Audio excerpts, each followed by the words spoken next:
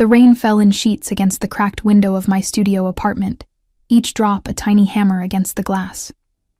3 months in this forgotten corner of Chicago, and I still jolted at every sound. My fingers trembled as I applied concealer to the fading yellow bruise below my left eye, the last gift Ryan had given me before I escaped. Just temporary, I whispered to my reflection, the words becoming a mantra. The studio apartment with its peeling wallpaper and temperamental plumbing was just temporary.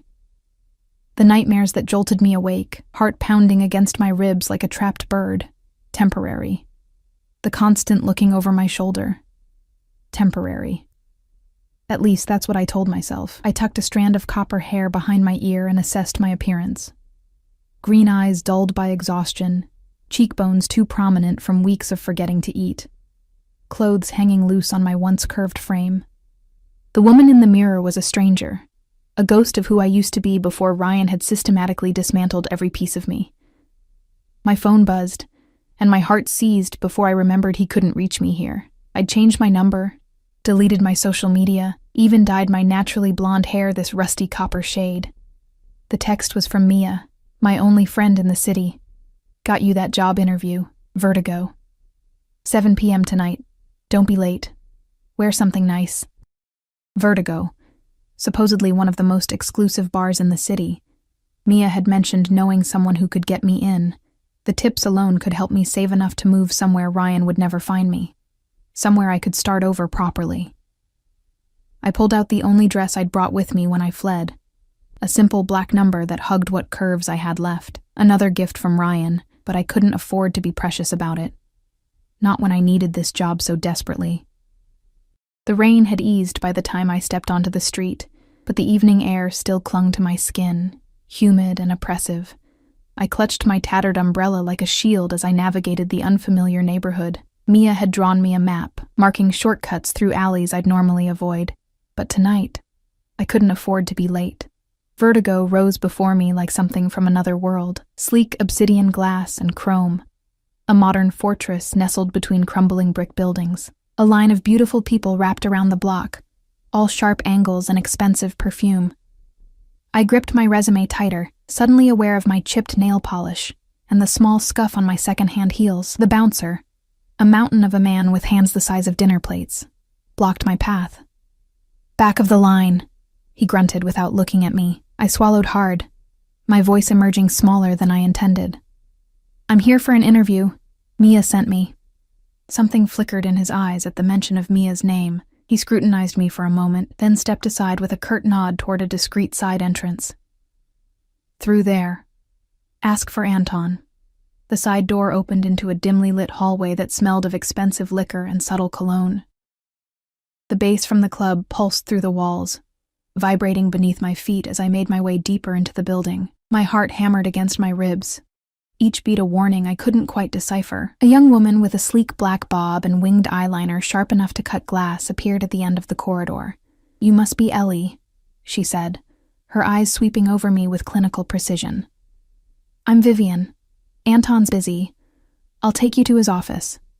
I followed her through a labyrinth of hallways, each one drawing us further from the throbbing heart of the club. The walls transitioned from exposed brick to smooth, dark wood.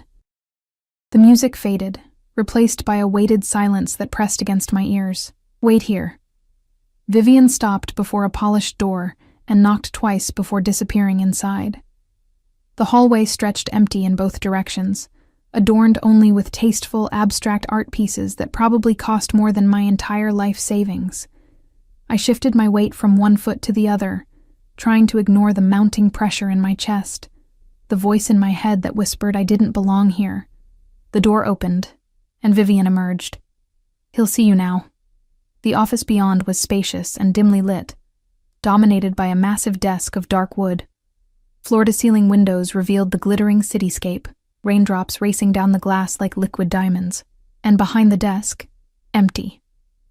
Mr. Sokolov will be with you shortly, Vivian said, gesturing to a leather chair positioned before the desk. Please, make yourself comfortable. Alone, I perched on the edge of the chair, too tense to sink into its embrace. My eyes darted around the room, cataloging details, The lack of personal photos, the meticulous organization, the subtle scent of sandalwood and something sharper, metallic. Everything about the space spoke of power and control, reminding me uncomfortably of Ryan's obsessively neat apartment. I was reaching into my bag for my resume when I heard it, the soft click of the door opening behind me. The hair on my arms rose before I even turned around, some primitive part of my brain recognizing a predator in the room. Miss Eleanor Hayes. His voice slid over my skin like silk-wrapped steel, deep, accented, but with perfect diction that spoke of an expensive education. I rose and turned in one motion, my carefully rehearsed greeting dying on my lips.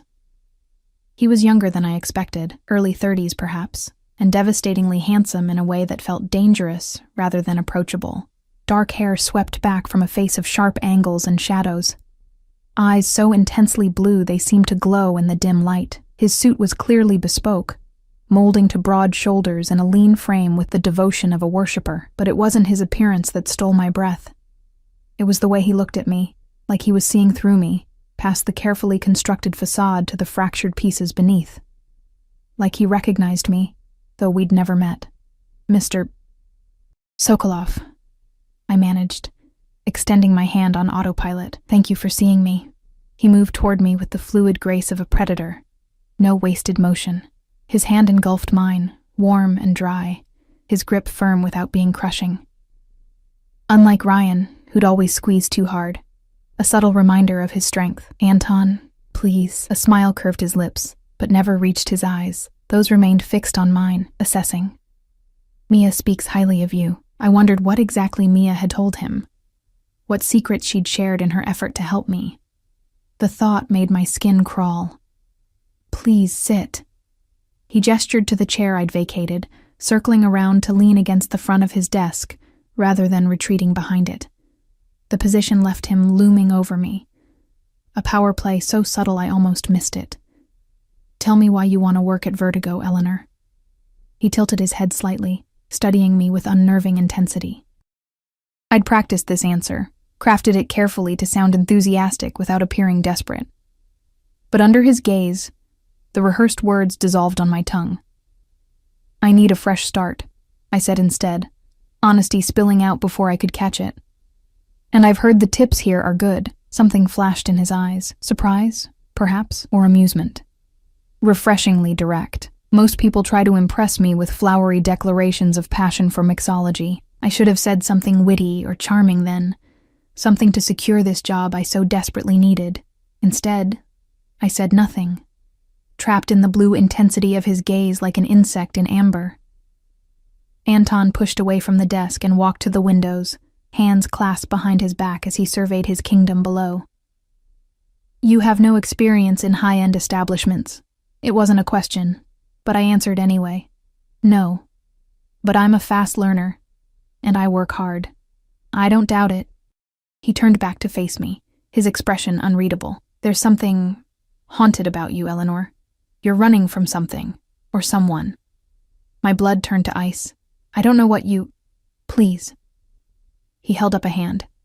I'm not asking for your story. We all have pasts we'd rather leave behind. What matters to me is whether you can do the job, and whether you can be trusted. The abrupt shift to business steadied me. This, at least, I could handle. I can do both. Anton studied me for another long moment, then nodded once. You start tomorrow, 8 p.m. sharp.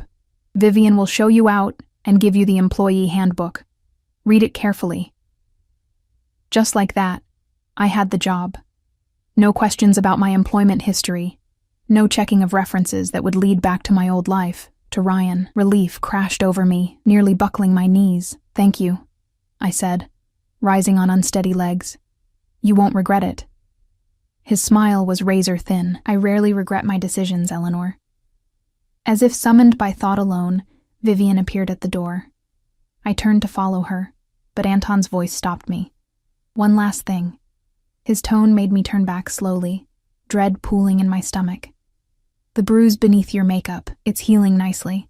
Make sure there are no more. My hand flew to my cheek, horror washing through me. Good night, Eleanor. His tone made it clear the conversation was over. Welcome to Vertigo. I stumbled after Vivian, my mind racing. How had he seen through my carefully applied concealer? What did he know about me? And why did I feel like I just made a deal with a devil I didn't understand? The rain had returned by the time I stepped back onto the street, heavier now, washing away the city grime in torrents. I let it soak me, too numb to open my umbrella. I had the job. I could stay in Chicago, hidden in plain sight. I could start rebuilding. I was so lost in thought that I didn't notice the black SUV idling across the street, its tinted windows reflecting the neon lights of the city. I didn't see the driver watching me through the rain, or the way his hand moved to his ear, speaking quietly into a hidden microphone. I didn't know that by accepting this job, I'd stepped from one cage into another, one lined with velvet rather than barbed wire, but a cage nonetheless. All I knew was that something about Anton Sokolov terrified me in a way Ryan never had, because while Ryan's cruelty had been chaotic and emotional, Anton's felt calculated, precise, the kind of man who never lost control because he never had to. And somehow, inexplicably, that made me feel safer than I had in months. Sleep eluded me that night. I tossed in my narrow bed, haunted by ice-blue eyes that seemed to strip away my carefully constructed defenses. By morning, exhaustion had settled into my bones like an old friend, but beneath it thrummed an unfamiliar energy, anticipation, perhaps, or fear, disguised as excitement. The employee handbook sat on my rickety kitchen table, its sleek black cover emblazoned with the silver Vertigo logo. I'd read it cover to cover twice already, memorizing the dress code, all black, minimal jewelry, makeup elegant but understated. The house rules. Never sit with customers unless invited, never accept drinks while on duty, never discuss what happens inside Vertigo once you leave, and the hierarchy, bartenders at the top, followed by servers, then barbacks and support staff. I spent the day in a haze of preparation, washing my hair until it gleamed, painting my nails a deep burgundy that would pass as black in dim lighting, practicing how to walk in the only decent heels I owned. Anything to keep my mind from wandering to Anton Sokolov and the way his presence had filled that office, making it difficult to breathe. Mia called around noon, her voice crackling with static and something that sounded like relief. "You got it. I knew you would," she said, the background noise suggesting she was at her hospital job. "Anton never makes snap decisions, but I told him you were perfect." "What exactly did you tell him about me, Mia?" I kept my tone light, casual, though my knuckles whitened around the phone. A pause. "Just that you needed a break, that you're reliable. Nothing personal." The hesitation told me everything. "You told him about Ryan?" "Not details," she said quickly. "Just that you were leaving a bad situation. Anton. He has resources, Ellie. If your ex ever showed up, Anton could make sure he regretted it."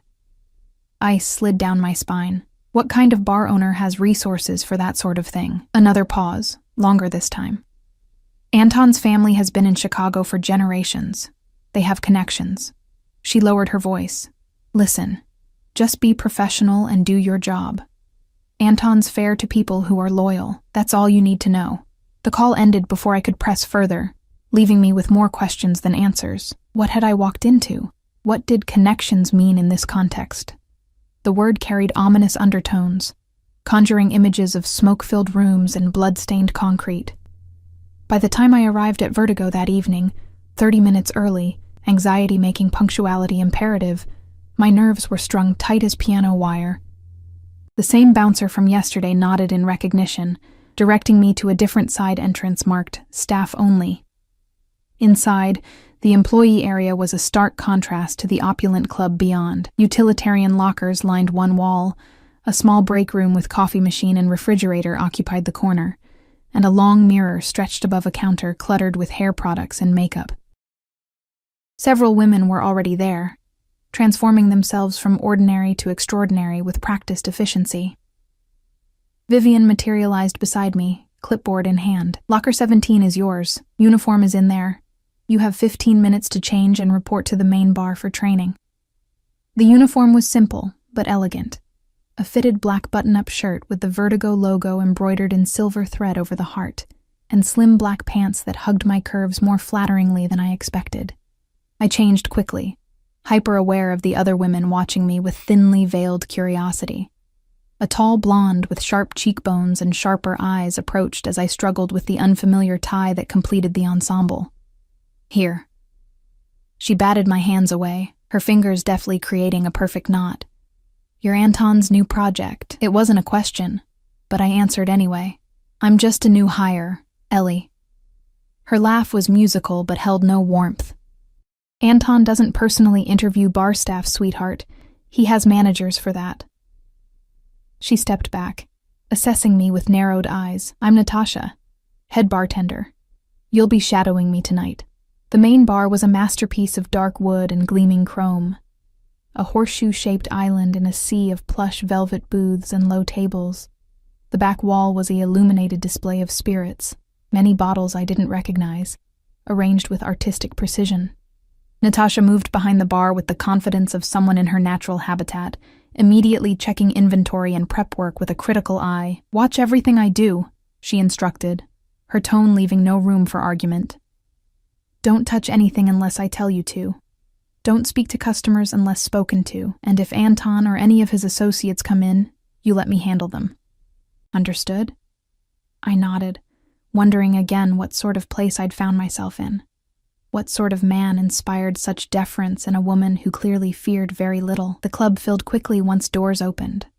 The clientele a mix of beautiful people in designer clothes, older men with young arm candy, and the occasional group that didn't quite fit the luxury aesthetic, but moved with the confidence of those who belonged anyway.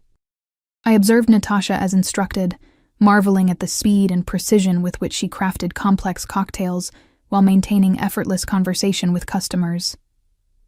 "Remember faces," she murmured during a brief lull, not looking up from the mint she was muddling. "Anton values staff who can greet regulars by name and remember their usual orders." I was memorizing the layout of the bar, the location of each bottle and tool, when the atmosphere shifted. It was subtle but unmistakable. Conversations quieting, postures straightening, eyes darting toward the VIP section in the corner. Without looking up, Natasha reached for a specific bottle of vodka, one kept separate from the others, its Cyrillic label unreadable to me. "He's here," she said under her breath. "Stay here, I'll be right back." I watched her move out from behind the bar, the crowd parting for her like the Red Sea as she carried a tray with the vodka bottle and a single crystal glass toward the VIP area. I couldn't see who sat in the shadowed booth, but I felt the weight of attention like a physical thing, the same crawling sensation between my shoulder blades that I'd felt in Anton's office. He was watching me. I knew it, with the same instinctive certainty prey feels when a predator's gaze locks on. Natasha returned, her expression carefully neutral. "Anton wants you to bring his next drink. In an hour, he says you'll know when." My mouth went dry. "What does he drink?" "You saw the bottle. 2 fingers neat, no ice." Her eyes narrowed slightly. "What did you do to catch his attention like this?" "Nothing," I said truthfully. "I don't know why he's interested in me." Natasha studied me for a moment longer before turning away with a shrug that clearly said your funeral. The next hour passed in a blur of observation and minor tasks, fetching ice, slicing garnishes, memorizing the house specialty cocktails that adorned the leather-bound menu. At precisely the 1-hour mark, I felt it again, that prickling awareness. I looked up involuntarily, my gaze drawn to the VIP section like a magnet to true north. Anton sat alone now, his security detail positioned discreetly nearby. His eyes found mine across the crowded room, and he raised his empty glass slightly, a silent summons. My hands trembled as I prepared his drink, painfully aware of Natasha's scrutiny and the weight of Anton's expectation. The bottle was heavier than I anticipated, the liquor catching the light like liquid platinum as it flowed into the crystal tumbler. The path to the VIP section felt miles long, each step carrying me further from safety and deeper into unknown territory. The music pulsed around me, bass thrumming through my veins in counterpoint to my racing heart. Security personnel, enormous men with earpieces and expressionless faces, watched my approach with cold calculation. Anton tracked my progress with those unnervingly blue eyes, his face revealing nothing. He sat alone in a curved booth that could easily seat 8, one arm stretched along the back cushion, the picture of relaxed authority. His suit tonight was charcoal gray, his shirt pristine white with no tie, the top buttons undone to reveal a glimpse of tanned skin and the glint of a platinum chain. Eleanor. My name in his mouth sounded different somehow. Weightier, more significant. How are you finding your first night? I set the glass before him with a steady hand that surprised even me. Educational. A smile flickered at the corner of his mouth. Sit, he said, gesturing to the space beside him. When I hesitated, his smile widened fractionally. It's not a request. I slid into the booth, careful to maintain space between us. Up close, I could smell his cologne. Something expensive and subtle, notes of cedar and spice with an underlying warmth that was purely him. The scent triggered something primal in my brain. A warning, perhaps, or something more complicated. Natasha is an excellent teacher, he said, lifting the glass I'd brought him, but she can be territorial. If she gives you trouble, let me know. I can handle difficult personalities, I said, thinking of Ryan's unpredictable moods, the eggshell dance I'd perfected to avoid triggering his temper. Something in my tone made Anton's eyes sharpen. Yes, I imagine you can. He took a sip of his vodka, those blue eyes never leaving mine. Tell me something true about yourself, Eleanor. Not the story you've crafted for others, but something real. The request caught me off guard. I'm not sure what you mean. Yes, you do. His voice was soft but implacable. One truth freely given, considerate payment for the opportunity I've provided. I should have invented something harmless. A childhood memory, a trivial preference, anything but the raw truth that spilled from my lips. I'm terrified all the time, I admitted, the words barely audible over the music. Even before him. I've always been waiting for something awful to happen, and when it finally did, it was almost a relief, like the monster under the bed finally showed itself. Anton's expression didn't change, but something in his eyes shifted, darkened. And now you wonder if you've simply exchanged one monster for another. It wasn't a question, so I didn't answer. I couldn't. Your monster, he said after a moment, swirling the clear liquid in his glass. Does he have a name? My throat closed around Ryan's name, panic fluttering in my chest like a trapped bird. Anton watched the emotions play across my face with clinical interest. You don't need to tell me. Names have power, and you're not ready to give him up just yet. He leaned forward slightly, his voice dropping to a near whisper. But when you are, when you're ready to be truly free of him, you'll tell me. And then I'll make sure he never haunts you again. The promise sent a shiver through me. Fear and something else. Something I wasn't ready to examine. Is that what you do? Make people disappear? He laughed then, a genuine sound that transformed his face, making him appear younger, almost approachable. I'm a businessman, Eleanor. I provide services and products that people want. He gestured toward the club around us. This is one of my more legitimate enterprises. The implication hung in the air between us. I should have been frightened. I should have stood up and walked out, left Chicago entirely. Instead, I found myself asking, why me? Why offer me a job when you clearly know nothing about me? Anton studied me for a long moment. Perhaps I recognized something in you, a survivor's instinct. Or perhaps I simply wanted to see if you'd take it, if you'd step willingly into the unknown, rather than remain in a familiar hell. And which did I choose? My voice emerged steadier than I felt. His smile was slow, predatory. That remains to be seen. He glanced over my shoulder, a subtle signal that sent one of his security men moving toward us. You should return to the bar. Natasha will be wondering what's keeping you. I slid out of the booth, suddenly desperate for space, for air that wasn't saturated with his presence.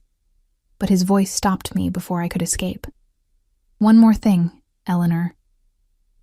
Those blue eyes locked on mine, all traces of warmth vanishing. The rules in the handbook about discretion. Take them very, very seriously. What happens in Vertigo stays in Vertigo. What happens in my presence stays between us. Break that trust, and our arrangement ends, unpleasantly. The threat was clear, wrapped in velvet though it was. I nodded once, unable to find my voice, and turned to leave. And Eleanor? The sound of my name pulled me back around. That color suits you. The hair. But I find myself wondering what you look like as a blonde. Ice crystallized in my veins. He knew. Somehow, he knew what I'd looked like before. The knowledge felt like hands around my throat, squeezing. "Good night, Mr. Sokolov." I retreated, feeling his eyes on me until I disappeared into the crowd. Back at the bar, Natasha's curiosity was palpable, but she asked no questions. The rest of the night passed in a blur of orders and movements, my body operating on autopilot while my mind raced. By closing time, my feet ached and my head pounded. But the envelope Natasha handed me, containing my night's tips, made the discomfort worthwhile. "You survived," she said, something like respect flickering in her eyes. Most don't make it past training when Anton takes a personal interest. I wasn't sure if that was meant as a warning or encouragement. Either way, I had no choice now but to continue. The money in that envelope represented freedom, or at least the beginnings of it. One step at a time away from Ryan, even if it meant stepping closer to Anton Sokolov and whatever dangerous world he inhabited. As I left through the staff exit, the same black SUV from the night before idled across the street. This time, I noticed it immediately, my senses heightened by exhaustion and adrenaline. The window lowered slightly as I watched, revealing nothing but shadow and the burning end of a cigarette. Then it rolled up again, and the vehicle pulled away, tires whispering against wet asphalt. I walked home through deserted streets, jumping at every sound, Anton's words echoing in my mind, a survivor's instinct. Is that what had led me here? Not escape, but some twisted form of self-preservation that recognized one predator as less dangerous than another? The thought followed me home, into my dreams, where blue eyes watched from the shadows and hands that should have felt threatening offered protection instead. 3 weeks at Vertigo had transformed my life in ways I hadn't anticipated. My studio apartment, once barren save for necessities, now boasted small luxuries: a plush throw for the threadbare couch, decent kitchen knives, a coffee maker that didn't sound like it was dying each morning. The tips were better than good. They were life-changing. More than the money, though, was the routine. The stability I hadn't realized I craved after months of looking over my shoulder. I'd settled into a rhythm: sleep until noon, errands in the early afternoon, work from 8 until the club closed at 3, then the quiet walk home through streets that no longer seemed as threatening. Most nights, Anton made an appearance at the club, though he rarely stayed long. Sometimes he would summon me to his table for a brief conversation. Other times, he'd simply watch from a distance, those ice blue eyes tracking my movements as I worked. I told myself his interest was professional, a boss monitoring a new employee, but the weight of his gaze carried something more proprietary, something that should have sent me running but instead ignited a warmth I'd thought Ryan had extinguished permanently. Tonight, however, was different. For one, Anton hadn't appeared by his usual hour. For another, Natasha was on edge, checking her phone every few minutes, snapping at junior staff for minor infractions. "Is everything okay?" I asked during a lull, restocking the garnish tray while Natasha aggressively polished already gleaming glassware. She glanced around before leaning closer. "Anniversary of Mikhail Sokolov's death. Anton's father," she added at my blank look. "He doesn't come in on this date, usually holes up at the estate with family." I absorbed this information, this tiny glimpse into Anton's personal life. "How did his father die?" Natasha's eyes widened fractionally. "You don't know anything about the Sokolovs, do you?" She shook her head before I could respond. "Car bomb, 10 years ago. Made Anton head of the family business at 23, changed him." The casual mention of a car bomb should have shocked me more than it did. Instead, pieces began fitting together. Anton's security detail, the deference bordering on fear he inspired, the legitimate business comment. "He's not just a nightclub owner, is he?" My voice emerged as barely a whisper. Natasha's laugh held no humor. "Nightclubs, restaurants, construction companies, import-export businesses, real estate, the Sokolov portfolio is diverse." Her tone made it clear there were other, less discussable income streams. "Anton took what his father built and expanded it tenfold. He's untouchable in this city." Before I could ask more, The crowd parted like the Red Sea, conversations hushing as Anton himself materialized at the bar. He wore black on black, suit, shirt, tie, his face paler than usual, shadows beneath his eyes suggesting sleepless nights. Behind him loomed his usual security detail, their expressions grimmer than normal. "Natasha," he greeted, his voice rougher than I'd ever heard it. "A bottle of the reserve, my father's favorite." She nodded, retrieving a dusty bottle from beneath the bar, its label faded with age. Without being asked, I gathered a tray and 2 crystal glasses, earning a raised eyebrow from Anton. "For you and your guest," I explained, nodding toward a striking older woman who'd entered behind him. Her silver-streaked dark hair was pulled into a severe chignon, her black dress elegant but conservative. Even without the family resemblance, I would have recognized Anton's mother in the regal way she carried herself, the careful way Anton guided her to his usual booth. "Bring it yourself," he instructed, his hand brushing mine as he turned away, a fleeting contact that sent electricity skittering along my nerves. I followed at a respectful distance, allowing them time to settle before approaching with the tray. Up close, Mrs. Sokolov was even more intimidating, her face a feminine version of Anton's, those same penetrating blue eyes sweeping over me with calculating precision. "You must be Eleanor," she said, her accent thicker than her son's. "Anton has mentioned you." I nearly fumbled the bottle in surprise. Anton had talked to his mother about me. "It's a pleasure to meet you, Mrs. Sokolov." "Irina," she corrected, watching as I poured the amber liquid into their glasses. "My son says you make quite an impression." I risked a glance at Anton, finding his expression unreadable. "I'm just doing my job." "She's being modest," Anton said, his eyes never leaving my face. "Eleanor has a talent for adaptation." Something passed between mother and son, a silent communication I couldn't decipher. Irina lifted her glass in a silent toast, which Anton mirrored before they both drank. "Leave the bottle," Anton instructed as I made to retreat. "And bring another glass." My pulse jumped. "Sir?" "Join us," Irina clarified, gesturing to the empty space beside her son. "Just for a moment. It's a night for remembrance, and fresh faces make old grief more bearable." It wasn't a request I could refuse. I retrieved another glass and slid into the booth beside Anton, acutely aware of his proximity, the heat of him burning through the sleeve of my uniform where our arms nearly touched. Irina poured a measure into my glass, her movements precise despite the emotion evident in her eyes. "To Mikhail," she said, raising her glass once more. "To father," Anton echoed, his voice tight with controlled grief. I lifted my own glass, uncertain of the protocol but understanding the importance of the moment. The liquor burned a path down my throat, warming me from within.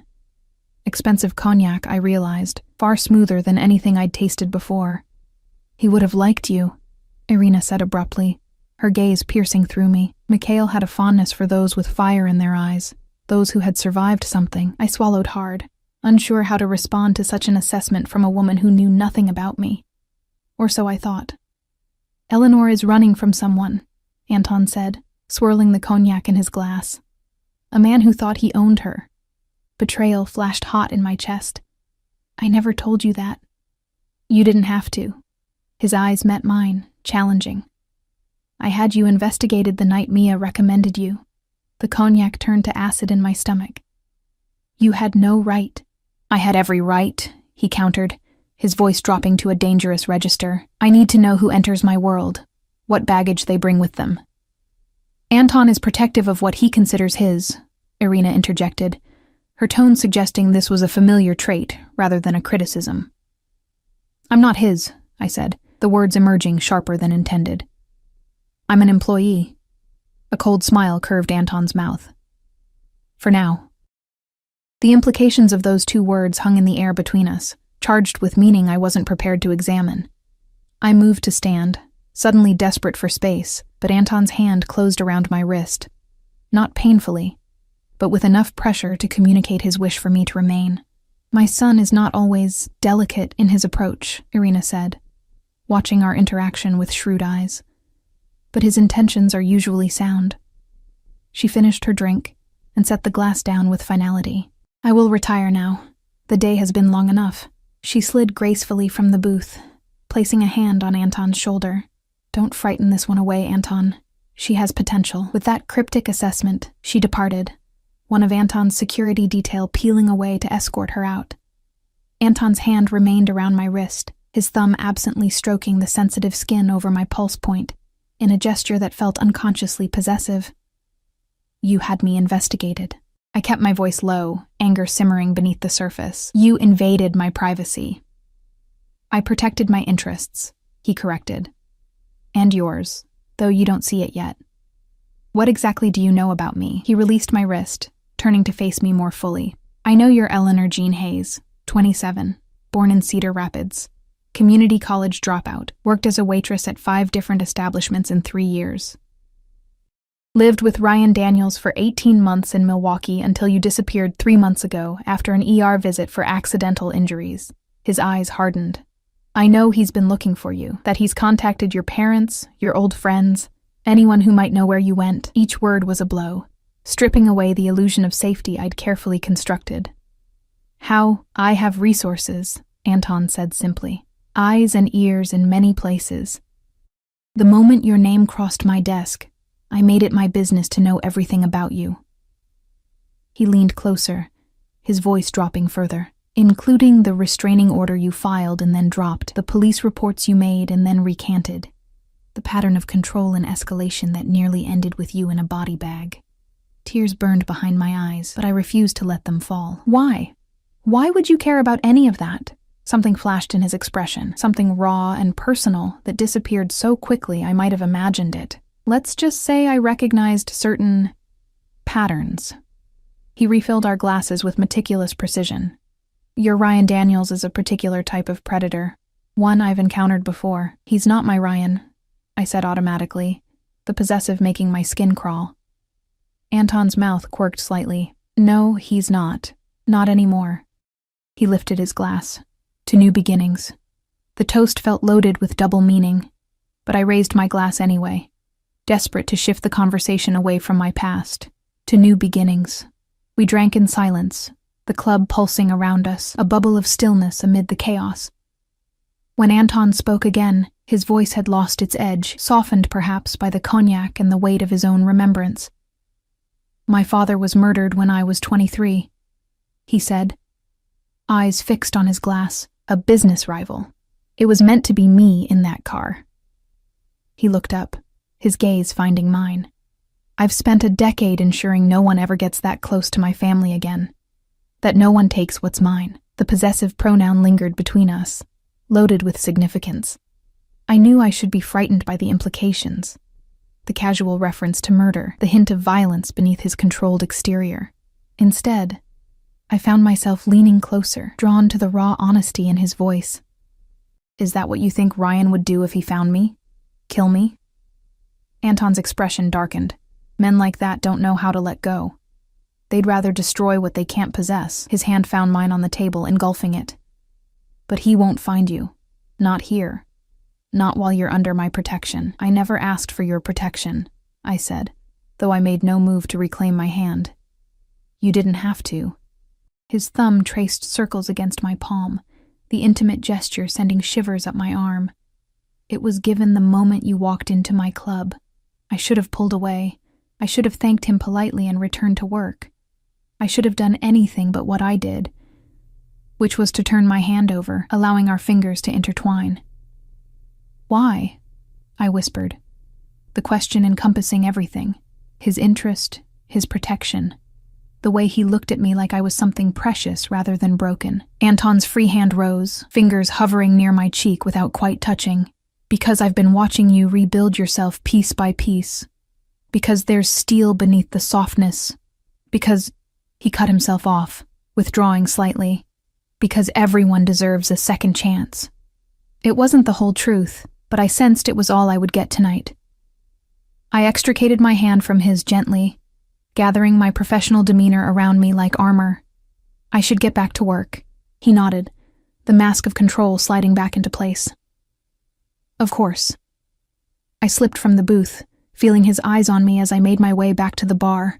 Natasha's questioning look went unanswered as I threw myself into work, desperate for the mindless routine of mixing drinks and making change to drown out the tumult of my thoughts. The night progressed, the club growing busier as midnight approached. I lost myself in the rhythm of the bar, in the mechanical precision of crafting cocktails. It wasn't until nearly 2 that I realized Anton had disappeared, his booth now occupied by a group of young professionals splashing around money and designer drugs with equal abandon. "He left about an hour ago," Natasha said, following my gaze. "Looked like he got a phone call, left in a hurry." I nodded, ignoring the inexplicable disappointment that settled in my chest. It was better this way, safer to maintain professional distance from a man who casually referenced murder and had me investigated without my knowledge or consent. By closing time, my feet ached, and my smile had long since ceased to reach my eyes. I counted my tips methodically, another excellent night, and changed back into street clothes, eager for the solitary walk home and the oblivion of sleep. The night air was unseasonably warm for late September, humidity clinging to my skin as I made my way through the familiar route home. My mind wandered, replaying the evening's revelations, so I didn't immediately register the sound of footsteps behind me, until they quickened to match my pace. Adrenaline flooded my system, Ryan's favorite tactics flashing through my mind. How he'd follow me home from work, waiting until I was alone to confront me, to remind me I was never truly free of him.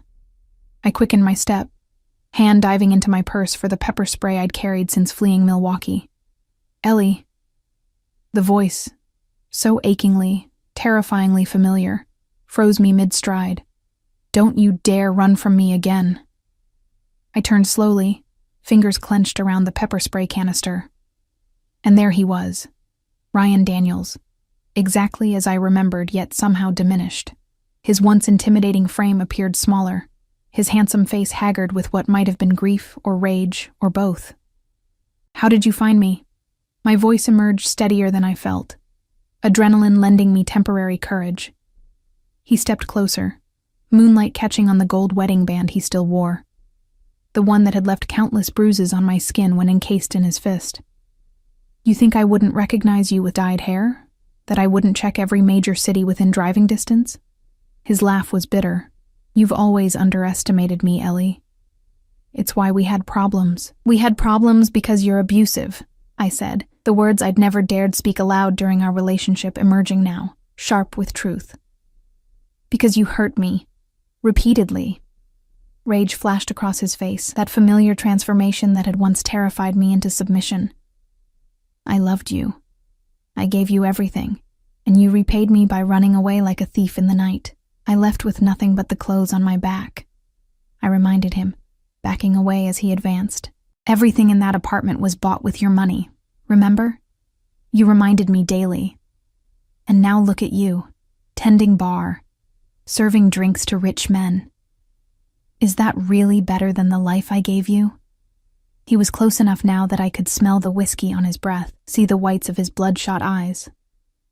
"Come home, Ellie. I've changed. I swear it. The familiar refrain, I've changed. I'm sorry. It'll be different, washed over me without effect. I'd heard it too many times after too many bruises to believe it now. "Go home, Ryan," I said, pepper spray now held visibly between us. "I'm not yours anymore. I never was." His face contorted, hand shooting out to grab my wrist before I could react, squeezing until the pepper spray clattered to the sidewalk. "You're mine until I say you're not," he growled, yanking me toward him. "No one else will ever want you like I do. Damaged goods that you are." I struggled against his grip, memories of similar confrontations paralyzing me with terror even as I fought. "Let me go." I aimed a kick at his shin, connecting solidly enough to make him curse and loosen his hold. It was enough. I wrenched free and ran, not toward my apartment. I couldn't lead him there, but back toward Vertigo, toward people and lights and safety. I'd made it perhaps half a block when he caught me, one hand fisting in my hair, the other clamping over my mouth to stifle my scream. "Always running," he hissed against my ear, dragging me toward the shadows of an alley. "Always fighting what you know is inevitable." I bit down on his hand, hard enough to taste copper, and his pained yelp was followed by a backhand that sent me staggering against the alley wall, ears ringing. Before I could recover, He was on me again, pinning me with his body weight, one hand around my throat. "I just wanted to talk," he said, his voice a parody of reason, even as his fingers tightened. "Why do you always make me hurt you?" Black spots danced at the edges of my vision, the pressure on my windpipe making each breath a struggle. This was it, I realized with strange clarity. This was how I died, in a dirty alley at the hands of a man who claimed to love me. Then, abruptly, the pressure vanished. Ryan was ripped away with such force that he stumbled backward several steps before landing hard on the pavement. I slumped against the wall, gasping for air, vision clearing just in time to see Anton Sokolov step between us, his back to me, facing Ryan with coiled stillness that promised violence. "I believe the lady asked you to let her go," Anton said, his accented voice colder than I'd ever heard it. Ryan scrambled to his feet, bewilderment giving way to anger as he assessed the newcomer. "This doesn't concern you. This is between me and my fiancé." I managed, my voice raw. "Ex-fiancé." Anton didn't turn, didn't acknowledge my correction. He simply stood there, a dark sentinel between me and danger. "I'm giving you one opportunity to walk away," he told Ryan, each word precisely enunciated. "Take it." Ryan laughed incredulously. "Or what? You'll call the cops?" "Go ahead."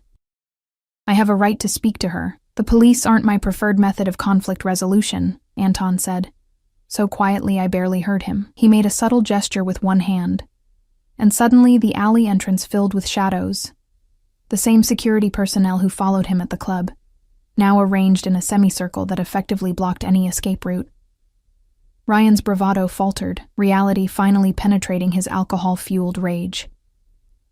"Who the fuck are you?" Anton stepped closer to him, moving with that same fluid grace that had first caught my attention. "I'm the man who's allowing you to leave here with all your limbs intact, provided you do so immediately and never attempt to contact Eleanor again." Something in his tone, the casual certainty perhaps, or the specific threat, finally penetrated Ryan's anger. He glanced from Anton to the men blocking the alley, then to me, his expression hardening into something ugly. "This is who you left me for? Some foreign gangster?" He spat on the ground near Anton's immaculate shoes. "You'll regret this, Ellie. Both of you. The only one with regrets will be you if I ever see your face again," Anton replied, stepping aside to clear a path to the alley entrance. "Now go." Ryan hesitated, clearly weighing his options, before shouldering past Anton with as much dignity as he could muster. He paused beside me, leaning close enough that I flinched away. "This isn't over," he whispered, before continuing past the line of security men and disappearing into the night. Only when his footsteps had faded did Anton turn to me, his composed expression cracking to reveal genuine concern. "Are you hurt?" The simple question, asked without accusation or impatience, broke something inside me. Tears I'd held at bay for months spilled over, my legs buckling as reaction set in. Anton caught me before I hit the ground, gathering me against his chest with surprising gentleness. "I've got you," he murmured, one hand cradling the back of my head, the other wrapped securely around my waist. "You're safe now." I should have questioned why he was there, how he'd known I needed help. I should have been frightened by the casual way he'd threatened Ryan, the implicit violence in his words. Instead, I clung to him, face buried against his shoulder, breathing in the now familiar scent of his cologne as sobs racked my body. "Take her to the penthouse," I heard him instruct someone over my head. "I'll follow shortly." "No," I managed, pulling back enough to see his face. "My apartment is no longer safe," he finished firmly. "He followed you from Vertigo, which means he knows where you work. It won't take him long to discover where you live." His thumb brushed away a tear from my cheek. "The penthouse has security. You'll be protected there." I wanted to argue, to insist on my independence, but exhaustion and fear overwhelmed my pride. I nodded weakly, allowing Anton to guide me toward a familiar black SUV idling at the curb. "I need to ensure our friend understands the consequences of tonight's actions," Anton said as he helped me into the vehicle. "Dmitri will take you to the penthouse. I won't be long." "What are you going to do?" I asked, sudden alarm piercing through my shock. Anton's smile was cold and without humor. Nothing permanent. Just a conversation to reinforce tonight's lesson. I should have protested. Should have insisted he let Ryan go. Let the police handle it. Instead, I found myself nodding. A dark satisfaction unfurling in my chest at the thought of Ryan experiencing even a fraction of the fear he'd inflicted on me. "Be careful," I said instead, reaching for his hand. "He's dangerous when he's cornered." Anton's expression softened slightly, his fingers squeezing mine. "So am I." He stepped back, closing the SUV door with finality. "Go, rest. I'll join you soon." As the vehicle pulled away, I caught a glimpse of Anton in the side mirror, still standing in the street, phone already at his ear as he issued instructions to someone on the other end. In that moment, framed by streetlights and shadow, he looked every inch what Ryan had called him, a gangster, a man of violence and power, and yet, all I felt was safe for the first time in months. The Sokolov penthouse occupied the top floor of a sleek high-rise overlooking the river, the kind of building with a uniformed doorman and a private elevator that required a keycard to access. Dmitri, Anton's driver and apparent head of security, escorted me up with silent efficiency, his broad shoulders and vigilant eyes a reassuring presence after the night's events. The apartment itself was a study in understated luxury, soaring ceilings, floor-to-ceiling windows showcasing the glittering cityscape, furnishings that whispered of wealth rather than shouting it. Modern art adorned the walls, sculptures of twisted metal and glass catching the low light. It was beautiful and impersonal, more like a high-end hotel suite than a home. "Mr. Sokolov said you should make yourself comfortable," Dmitri said, gesturing toward a hallway. "Guest room is first door on the left. There should be everything you need." "Thank you," I managed, my voice still raw from Ryan's assault. "Do you know when he'll be back?" Dimitri's expression revealed nothing. "When he's finished. The kitchen is stocked if you're hungry. Security is downstairs and monitoring all entrances." He paused at the door. "No one gets in without authorization. You're safe here." With that, he departed, leaving me alone in Anton's domain. I stood frozen for several minutes, reality washing over me in nauseating waves. Ryan had found me. He'd been watching me, following me. If Anton hadn't appeared when he did. I forced the thought away, moving on unsteady legs toward the guest room. Like the rest of the penthouse, it was elegant and impersonal. King-sized bed with crisp white linens, abstract painting in muted blues above the headboard, attached bathroom gleaming with marble and chrome.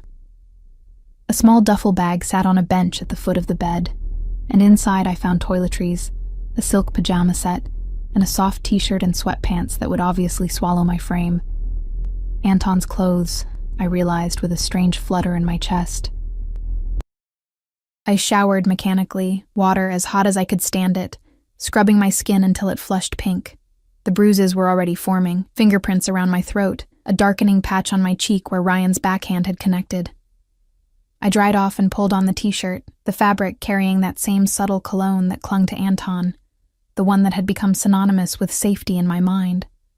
Sleep was out of the question. I wandered back to the main living area, drawn to the panoramic view of the city. Chicago sprawled below me, a tapestry of lights and shadows, beautiful from this distance.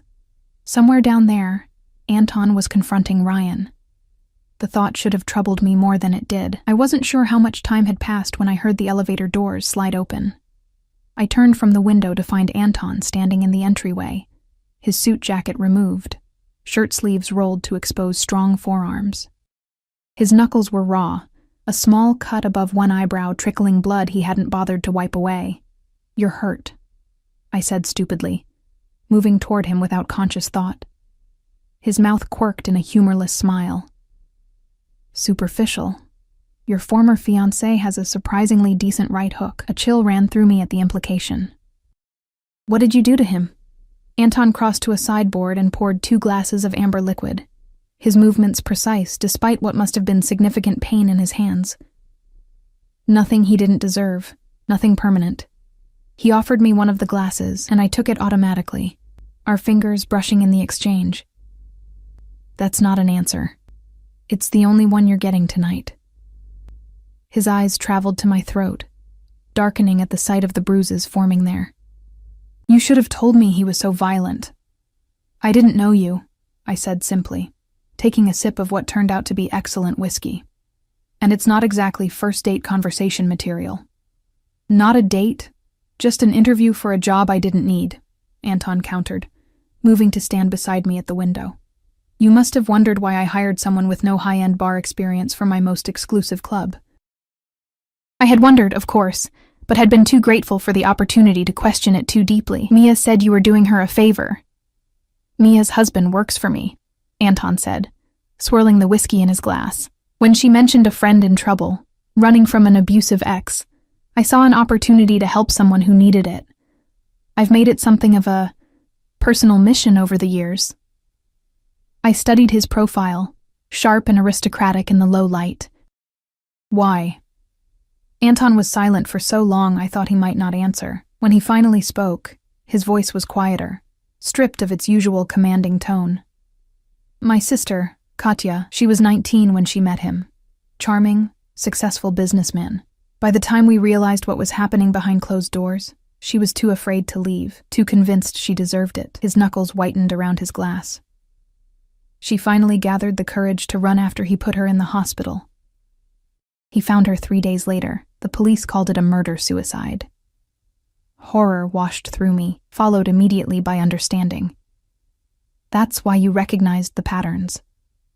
I've become something of an expert, he said with bitter self-mockery. I recognize the signs, the hypervigilance, the way you flinch at sudden movements, how you always position yourself near exits. He turned to face me fully. I couldn't save Katya, but I've helped others since. Set them up with new identities, jobs, places to live where they can't be found.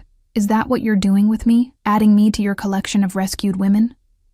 Anton's eyes narrowed slightly. You're not a collectible, Eleanor.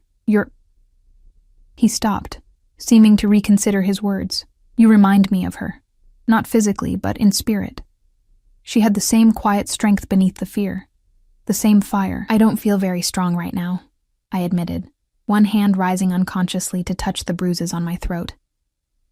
Anton set his glass down and stepped closer, his fingers replacing mine, ghosting over the marks with a gentleness that belied the violence those same hands had likely inflicted earlier tonight. Strength isn't about not being afraid, he said softly. It's about continuing despite the fear.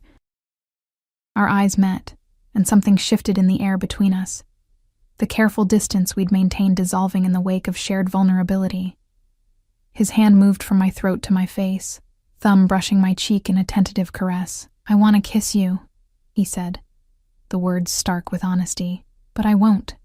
Not tonight. Not when you're still processing everything that's happened. The admission, and the restraint it revealed, touched me more deeply than I expected. This man, who clearly took what he wanted in every other aspect of his life, was giving me choice, control.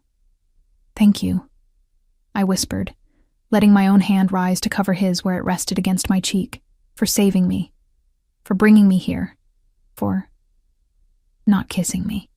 A smile ghosted across his mouth. Don't thank me for basic human decency. In my experience, decency isn't all that common. I stepped back, suddenly overwhelmed by his proximity, by the weight of the night's events. I should try to sleep. Anton nodded, retrieving his whiskey glass. Of course. We'll talk more in the morning, make arrangements for your security going forward. You think he'll come back? It wasn't a question. Men like that don't simply disappear, Anton said, his expression hardening. But next time, you'll be prepared, protected.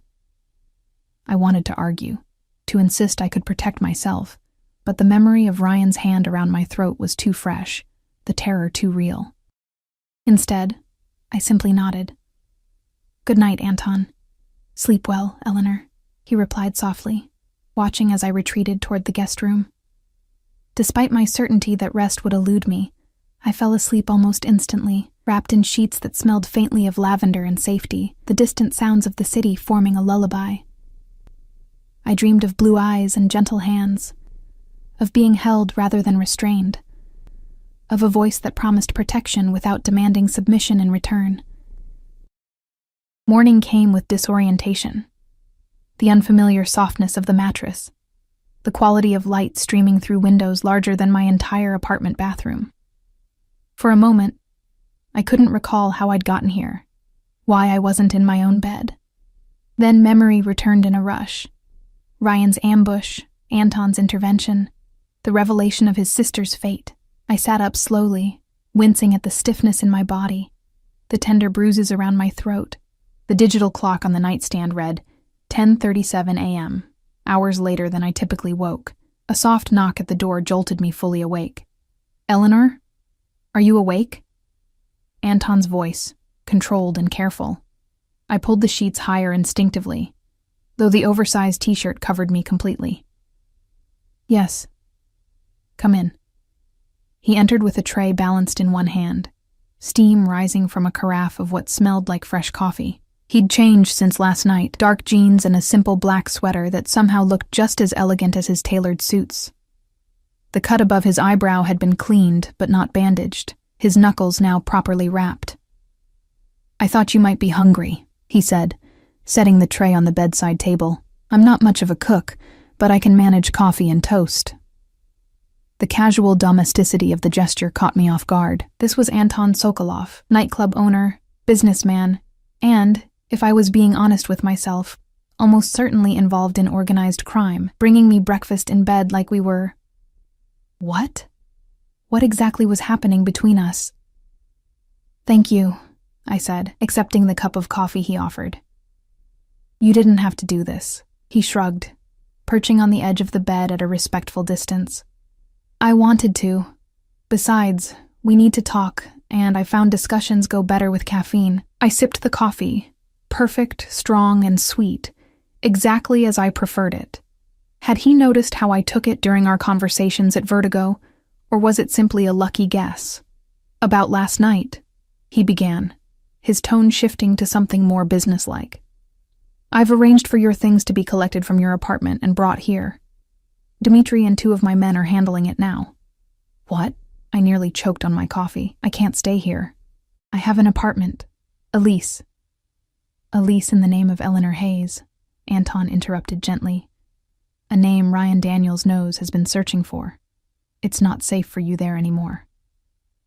The reality of the situation sank in slowly. My carefully constructed new life, the independence I'd fought for, the safety I'd thought I'd found, had been shattered the moment Ryan spotted me. I was back to square one, running, hiding. "Where am I supposed to go?" I asked, hating the tremor in my voice. "I can't start over again. I don't have the resources. You have me," Anton said simply, as if offering support to virtual strangers was something he did every day. Perhaps it was. "You can stay here until we find you something more suitable. Or..." He hesitated, uncharacteristically uncertain. I raised an eyebrow, encouraging him to continue. "Or, you could stay here indefinitely," he finished. "The penthouse has 3 bedrooms. You'd have your privacy, your independence, and security." I stared at him, trying to process the offer. "You want me to move in with you? I want you to be safe," he corrected. "And this is the safest place I can offer. Ryan Daniels would never get past the lobby, let alone to this floor." "Why?" I asked, the question encompassing everything. His help, his protection, the indefinable tension between us. "What do you want from me in return?" Anton's eyes darkened slightly. "Is it so hard to believe I might simply want to help?" "Yes," I said honestly. "In my experience, nothing comes without strings," he nodded, accepting the assessment without offense. "Fair enough. I told you about Katya, about how I couldn't save her. That's part of it. Atonement, perhaps.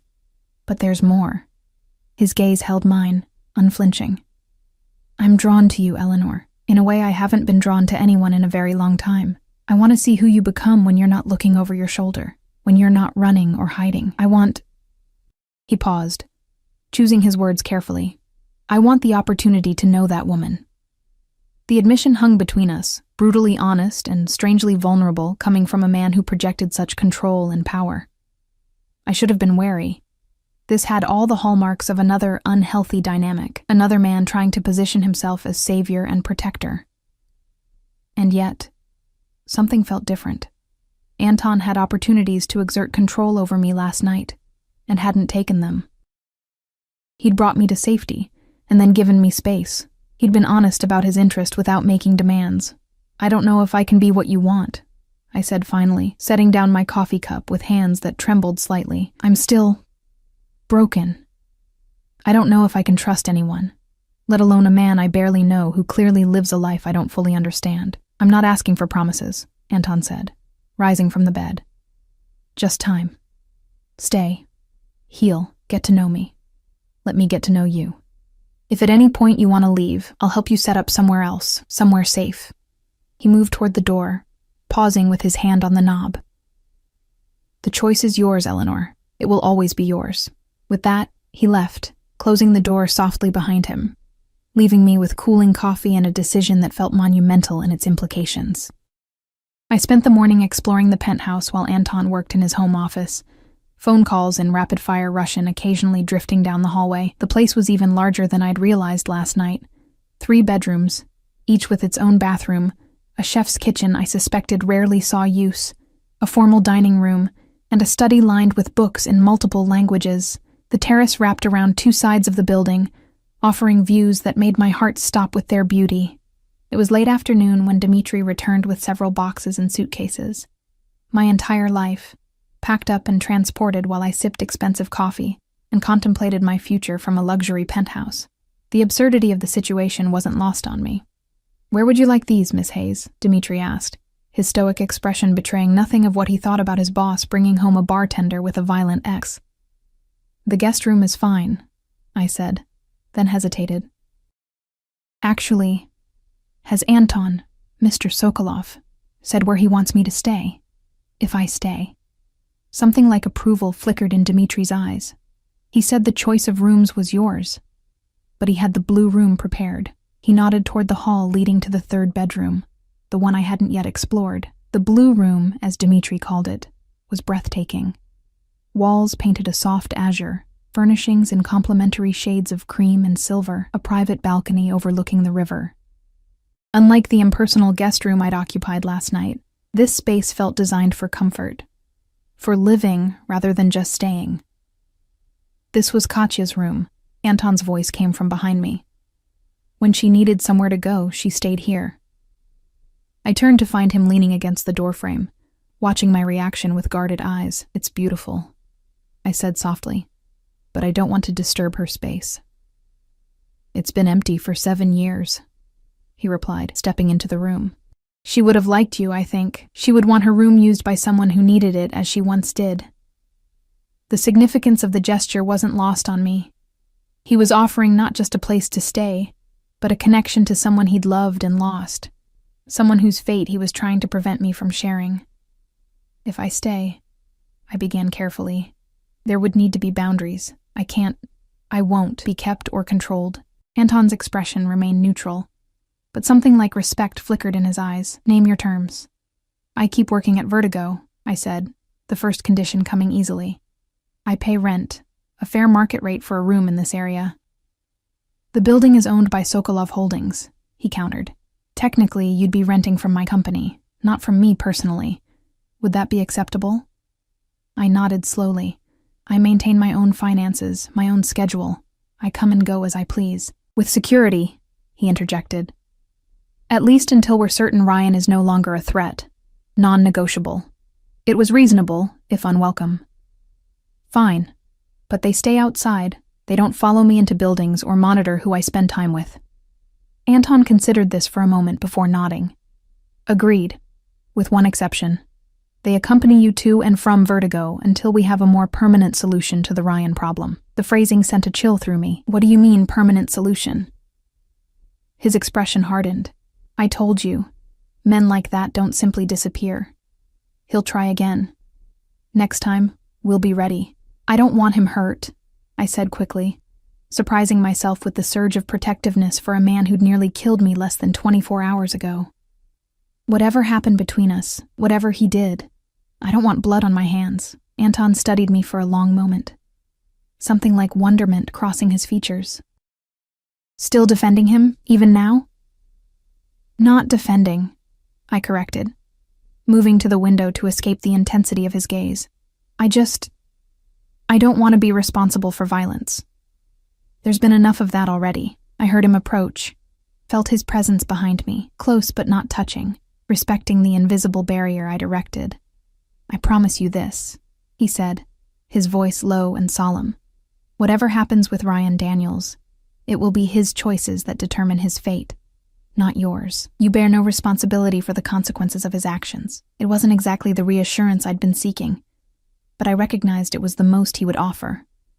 I turned to face him, finding him closer than I'd expected, those blue eyes searching mine. One last condition, I said, my voice steadier than I felt.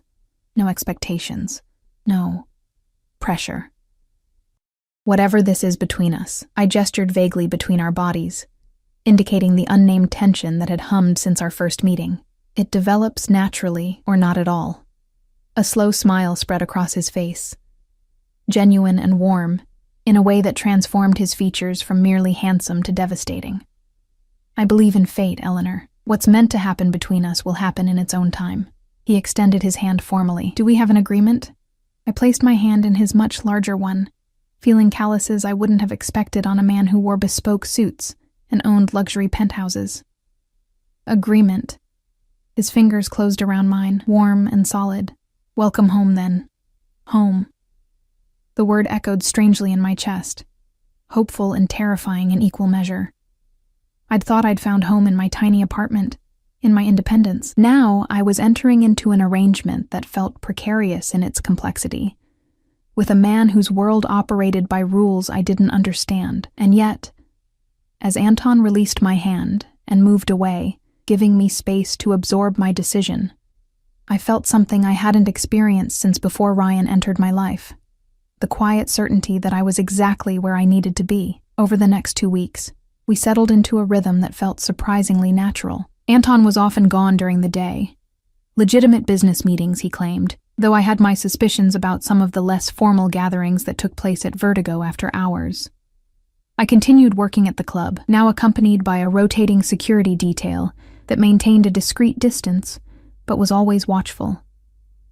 Natasha had raised an eyebrow the first night I arrived with one of Anton's men, but asked no questions.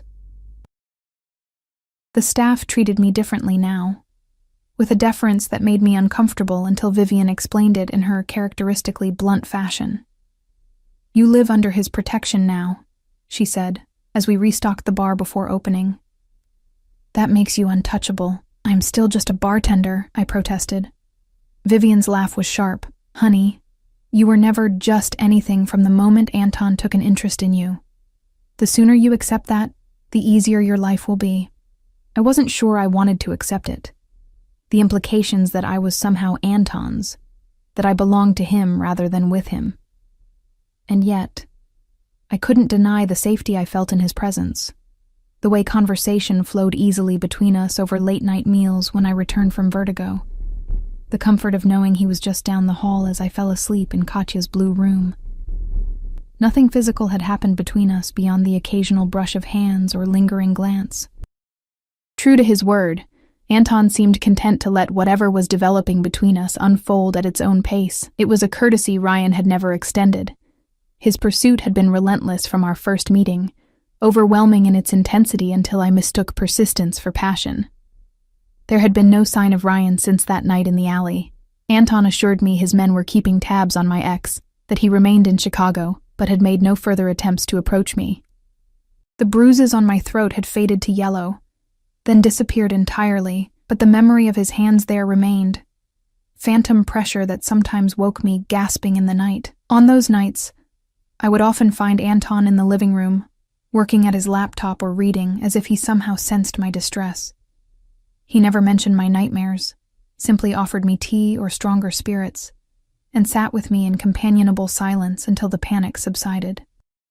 It was on one such night, nearly 3 weeks after moving into the penthouse, that something shifted between us. I'd woken from a particularly vivid dream, Ryan's hands around my throat, transforming into a noose, tightening as he watched impassively. I stumbled to the kitchen for water, finding Anton at the dining table, papers spread before him, reading glasses perched on his nose in a surprisingly humanizing detail. He looked up at my entrance, immediately setting aside his work. Bad dream? I nodded, filling a glass from the filtered tap. The usual. Anton watched me for a moment, then rose and crossed to the liquor cabinet, retrieving a bottle of the same cognac we'd shared the night of his father's memorial. This will help more than water. I accepted the glass he offered, our fingers brushing in the exchange. A simple touch that nonetheless sent warmth cascading through me. What are you working on so late? He hesitated, seeming to debate how much to share. Acquisition paperwork. A property on the west side. Business never sleeps? I perched on the edge of the dining table, close enough that I could see the documents, legal language, property descriptions. Nothing obviously nefarious. Not in my world. He removed his glasses, rubbing the bridge of his nose in a gesture of fatigue. In that moment, he looked almost ordinary, a tired businessman, rather than the intimidating figure who commanded immediate respect wherever he went. Your world, I echoed, the cognac emboldening me. Are you ever going to tell me exactly what that entails? What you really do beyond owning nightclubs and real estate?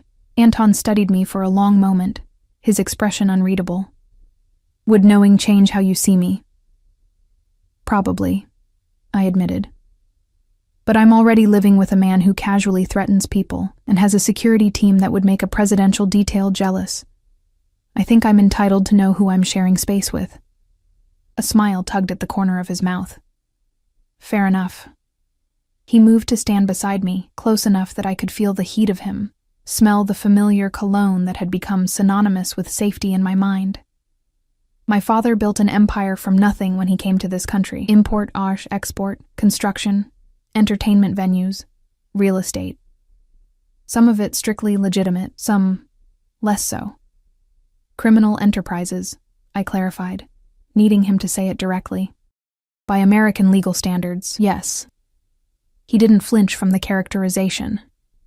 When he died, I inherited everything, the legitimate businesses and the others. I've spent the last decade legitimizing as much as possible, moving capital into legal ventures, establishing Sokolov Holdings as a respected firm. But not everything, I pressed. Anton shrugged, one elegant lift of his shoulder. There are certain services that remain profitable precisely because they exist outside traditional channels.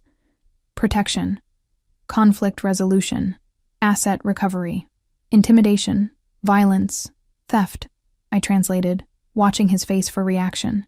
If necessary, he conceded, meeting my gaze unflinchingly, though I prefer to consider it justice applied outside the limitations of a flawed legal system. Like with Ryan, I said softly. Something darkened in his expression. He hurt you. He would have killed you.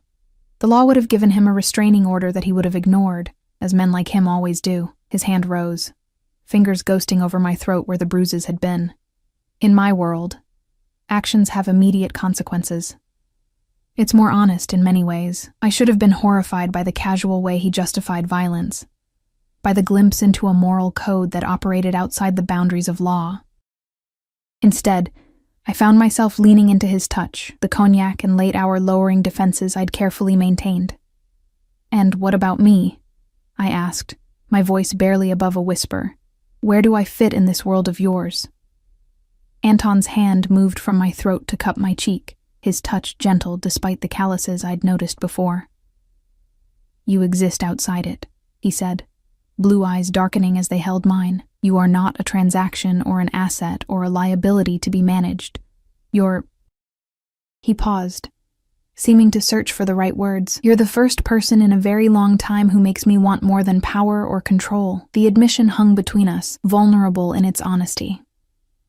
I reached up, covering his hand with mine where it rested against my cheek. What do you want, Anton? You, he said simply. However you're willing to be wanted. The last of my reservations dissolved at the raw truth in his voice. I leaned forward, closing the distance between us until our lips were mere inches apart. Show me. For a heartbeat, he remained still, giving me one final chance to retreat. When I didn't, his mouth claimed mine with surprising gentleness. A question rather than a demand, an invitation rather than a conquest. I answered by sliding my arms around his neck, pressing closer as the kiss deepened, heat blooming between us like a long-banked fire suddenly given oxygen. His hands moved to my waist, lifting me effortlessly onto the table, stepping between my knees as months of tension finally found release. "Eleanor," he murmured against my mouth, my name a reverence on his lips. "Tell me you want this. Tell me you want me. I want this," I whispered back, fingers threading through his hair, drawing him closer. "I want you. I have since that first night in your office." A groan escaped him, the sound of restraint finally broken. His kisses grew more insistent, trailing from my mouth to my jaw, down the column of my throat where Ryan's hands had left their mark, reclaiming that space with gentleness, erasing the memory of violence with something healing. We didn't make it back to either bedroom that night. Instead, we christened the dining table, the living room sofa, finally ending up on the plush rug before the floor-to-ceiling windows, the city lights a glittering backdrop to our entwined bodies. Anton was a revelation, responsive to every sigh and shiver, attentive in a way Ryan had never been, patient in drawing out pleasure rather than simply taking his own. Afterward, he cradled me against his chest, one hand tracing lazy patterns along my spine, the other entwined with mine. "Stay with me," he murmured into my hair, the words carrying weight beyond the immediate moment. Not just in the penthouse, with me. I propped myself up on one elbow, studying his face in the dim light. "What exactly are you asking?" His free hand rose to brush hair from my face, thumb tracing the curve of my cheekbone. "I'm asking you to be mine, Eleanor. To let me be yours. No more separate rooms, no more pretending we're just roommates or employer and employee. I want everyone to know you belong with me." The possessiveness in his voice should have triggered alarm bells after my experience with Ryan. Instead, it warmed me from within, because Anton had demonstrated again and again that he viewed possession not as control, but as protection, as partnership. "There would have to be rules," I said, echoing our earlier negotiation. "I maintain my independence. My job at Vertigo becomes real, not just a cover. I want to earn my place, not be given it because I'm sleeping with the boss." A smile spread across his face, genuine and warm. Counteroffer. "You become manager at Vertigo. You've got the skills and the staff already respects you. It's a natural progression and has nothing to do with us." I considered this, finding no immediate objection. "And the other conditions? Your independence is not negotiable," Anton agreed readily.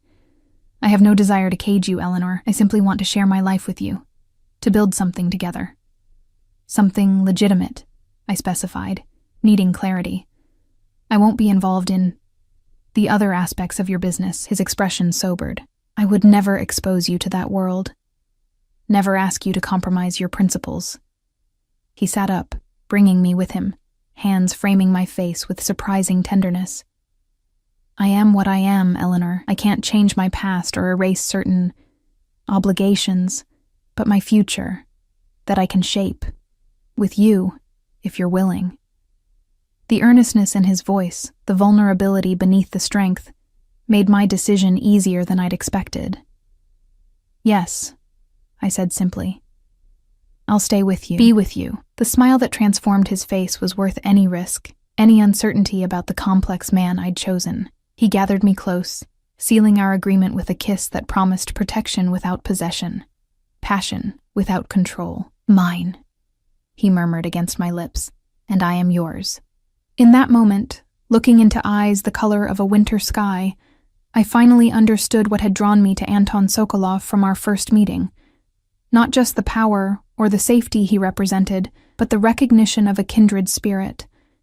Someone who understood darkness because they'd walked through it themselves. Someone who valued strength because they knew how hard-won it could be. With Ryan, I'd been a possession to be controlled and punished. With Anton, I was something to be cherished and protected. A distinction that made all the difference. As dawn broke over the city, painting the sky in shades of pink and gold, I drifted to sleep in Anton's arms, finally at peace with my choice, with the strange path that had led me from one man's cage to another man's open door. For the first time in longer than I could remember, I didn't dream of hands around my throat or shadows lurking just beyond sight. Instead, I dreamed of blue rooms and gentle touches, of a future built on mutual respect rather than fear. I dreamed of home. 6 months passed with surprising swiftness. Winter surrendered to spring, snow melting to reveal the first tenacious green shoots pushing through soil that had seemed permanently frozen. I'd undergone a similar transformation, thawing, healing, growing in ways I hadn't thought possible after Ryan's systematic destruction. My promotion to manager at Vertigo had been met with knowing smirks from staff who assumed it was due to my relationship with Anton rather than merit. Those assumptions faded as I implemented changes that improved both the customer experience and employee satisfaction. A revamped menu featuring signature cocktails I'd developed, a fairer scheduling system, and a zero-tolerance policy for handsy customers that the security team enforced without question. Anton and I settled into a rhythm that felt both exciting and comfortable. He maintained his business empire during the day, while I took night classes in business management, our schedules overlapping just enough to make our time together precious. Nights were spent in passionate exploration or quiet conversation, learning each other's bodies as thoroughly as we learned each other's minds. The more I learned about Anton Sokolov, the more complex he became in my eyes, a man of contradictions who could be ruthlessly pragmatic in business matters, yet surprisingly sentimental about family traditions. He kept his promise to shield me from the shadier aspects of his operations, though I wasn't naive enough to believe they'd ceased entirely.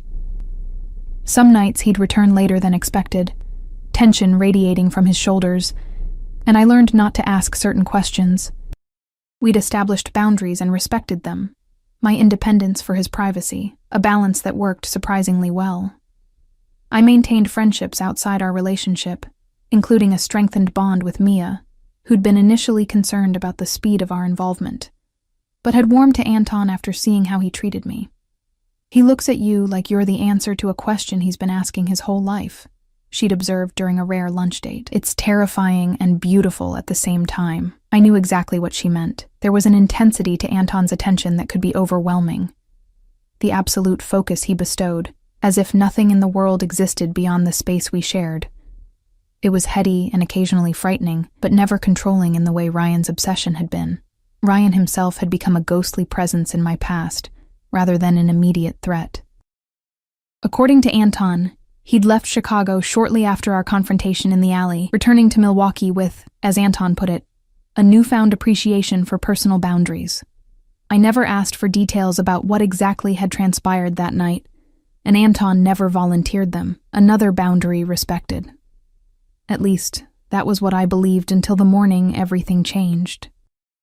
I woke to an empty bed, unusual for a Sunday when we typically lingered over coffee and conversation before facing the world. A note on Anton's pillow informed me he'd been called away on urgent business but would return by evening. Not entirely unusual. His phone occasionally rang at odd hours with matters that couldn't wait, but disappointing nonetheless. I'd been planning to discuss something important with him, a step I was finally ready to take. I spent the day productively, finalizing next week's schedule for Vertigo, organizing my notes for an upcoming exam, preparing dinner as a surprise for Anton's return. It was nearing 8, the sky outside fading to indigo, when my phone buzzed with a text from an unknown number. "Turn on the news." Channel 7. A chill ran through me as I reached for the remote, an inexplicable sense of dread pooling in my stomach. The television flickered to life, the solemn face of a news anchor filling the screen. Breaking news from Milwaukee, where police have confirmed the identity of a body discovered this morning in an abandoned warehouse. Ryan Daniels, 34, a local business owner reported missing 3 days ago, was found dead of apparent gunshot wounds in what police are describing as an execution-style killing. Authorities are investigating possible connections to organized crime, as Daniels had allegedly accumulated substantial gambling debts with the remote slipped from my numb fingers, clattering to the floor as the room seemed to tilt around me. Ryan. Dead. Execution style. The words echoed in my head, colliding with memories of Anton's promise months ago. Whatever happens with Ryan Daniels, it will be his choices that determine his fate. I was still staring at the television when the elevator door slid open and Anton stepped into the penthouse. He froze at the sight of me, at the news broadcast still playing, his expression shuddering immediately. "Eleanor," he began, setting down his briefcase with deliberate calm. "I can explain. Did you do this? My voice emerged as a whisper, shock muting my usual volume. Did you have Ryan killed? Anton moved further into the room, maintaining distance between us as if approaching a wounded animal. Not personally, no. The careful phrasing wasn't lost on me. But you ordered it. He met my gaze steadily, unflinchingly. Yes. The simple admission hit me with physical force. I'd always known what Anton was. He'd never hidden the darker aspects of his business from me, had merely kept them at arm's length. But there was a vast difference between abstract knowledge and the concrete reality of a man dead because of a connection to me. You promised me, I said, finding my voice at last, anger cutting through shock. You promised no violence. You said I wouldn't have blood on my hands. And you don't. Anton's voice remained steady, reasonable. This was my decision, my responsibility, not yours. Why now? I demanded, rising from the couch, needing to move, to put physical space between us. It's been months. He was gone, out of our lives. Why kill him now? Something flickered across Anton's face. Hesitation, perhaps, or resignation. He crossed to the bar and poured himself 2 fingers of vodka, drinking it in one swift motion before answering. He contacted your parents 2 weeks ago, he said finally. Told them he knew where you were, that you were being held against your will by a dangerous man, that he was coming to rescue you. Anton's mouth twisted in a bitter smile. Your father called me concerned. We've spoken several times over the past months. The revelation staggered me. You've been in touch with my family, behind my back. I reached out shortly after you moved in, Anton admitted, to reassure them you were safe, to give them a way to contact you if they chose to. They were hesitant at first, your father especially, but we've developed a rapport. My mind reeled with this new information. Anton communicating with my estranged parents, keeping tabs on Ryan even after he'd left Chicago, making unilateral decisions about threats to my safety, all without my knowledge or consent. You should have told me, I said, anger building beneath the shock, about Ryan contacting my parents, about whatever surveillance you've had on him all this time. These were my decisions to make, Anton. My life. I was protecting you, he countered, voice hardening slightly.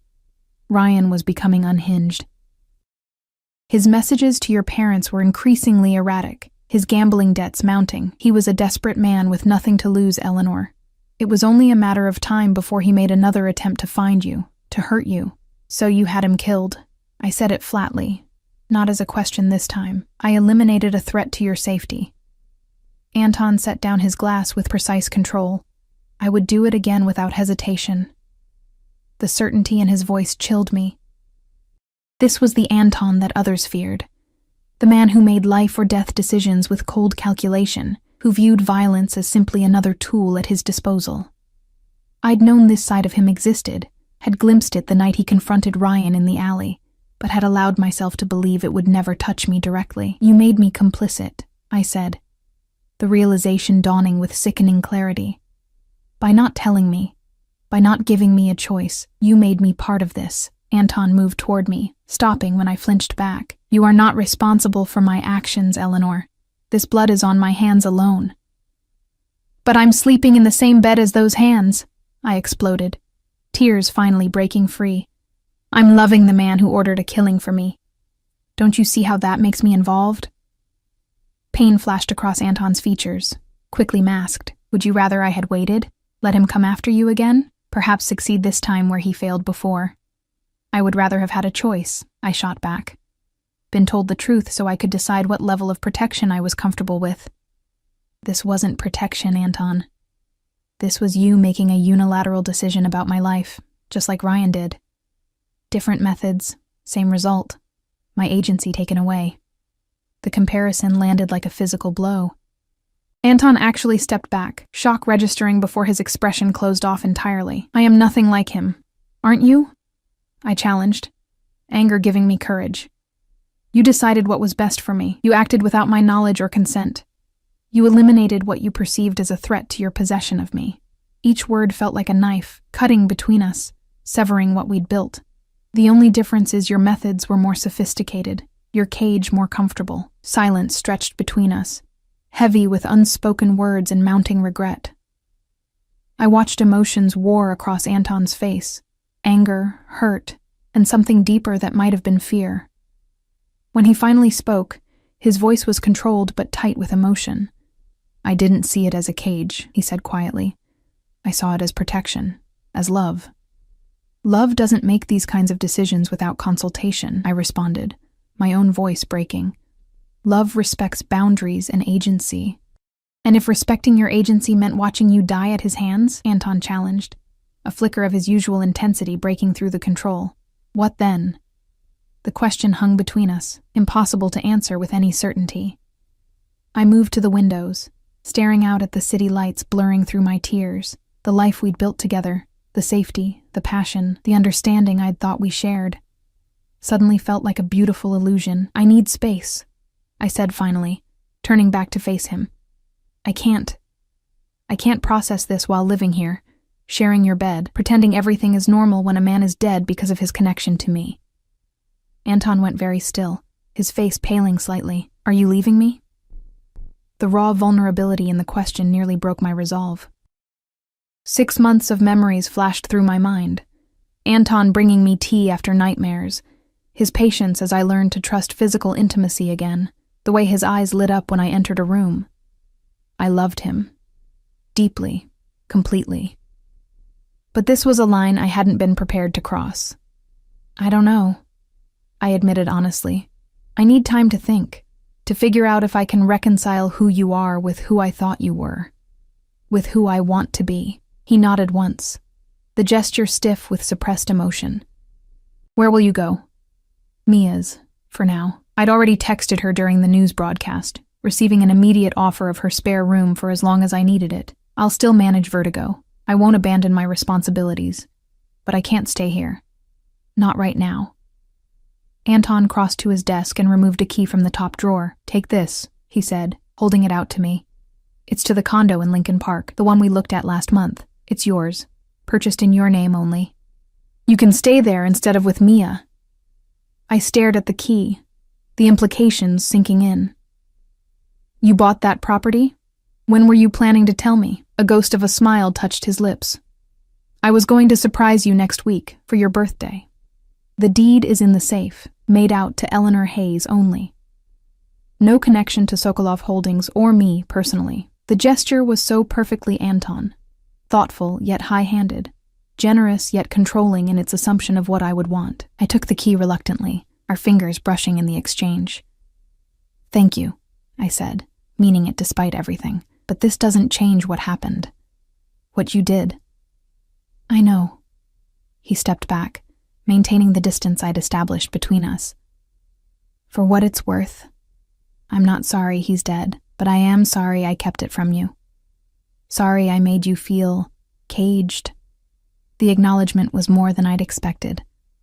I nodded, unable to find words that wouldn't either wound him further or compromise my own integrity. Without another word, I retreated to our bedroom, his bedroom now I supposed, and packed a bag with mechanical efficiency. Clothes, toiletries, the textbooks I'd need for classes. Personal items, but nothing he'd given me as gifts.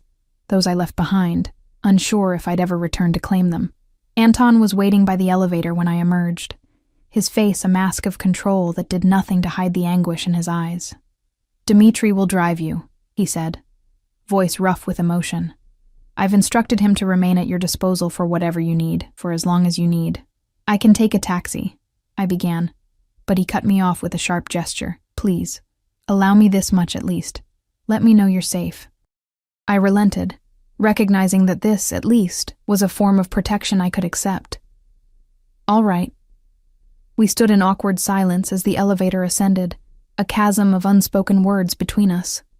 When the doors opened, I stepped inside, turning to face him one last time. "I do love you," I said, needing him to know despite everything. "That hasn't changed. I just don't know if it's enough." Anton's composure cracked then, raw pain flashing across his features. "It was always enough for me." He placed his hand against the elevator door, preventing it from closing. "I won't pressure you, Eleanor. Take the time you need.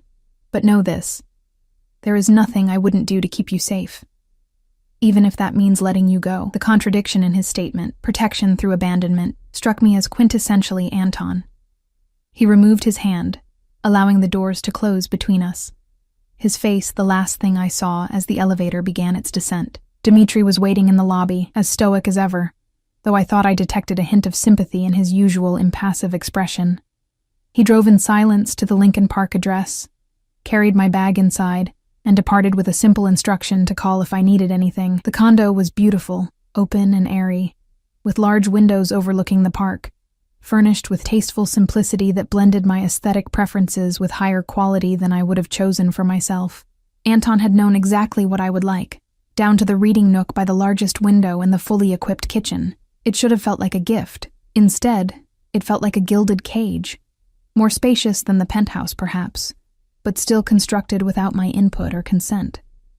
I spent the first night alternating between tears and anger, between missing Anton with physical pain and resenting his high-handedness. By morning, exhaustion had dulled both emotions enough that I could function, could shower and dress, and make myself presentable for my afternoon class. Days stretched into weeks. I maintained my duties at Vertigo, where Anton was conspicuously absent during my shifts. Staff whispered, of course, the boss's woman living separately, tension visible whenever his name was mentioned, but Natasha shut down the worst of the gossip with surprising loyalty. "Whatever's between you two is your business," she said one night as we closed the bar.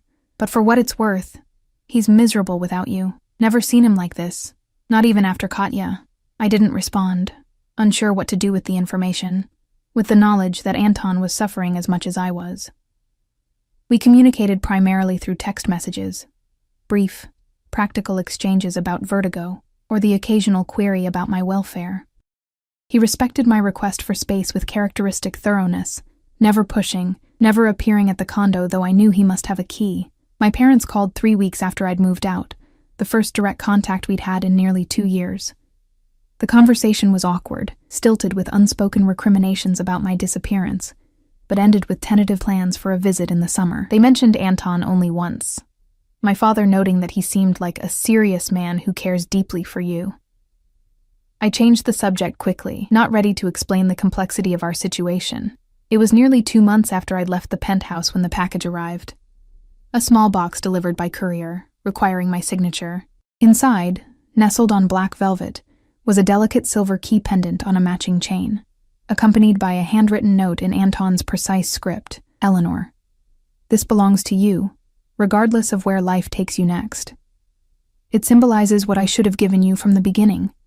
Choice, freedom, self-determination. The key is yours, as is the decision to use it. I remain, always, yours, Anton." I turned the pendant over in my palm, recognizing it immediately as a replica of the key to the penthouse elevator, the one that granted access to his private domain.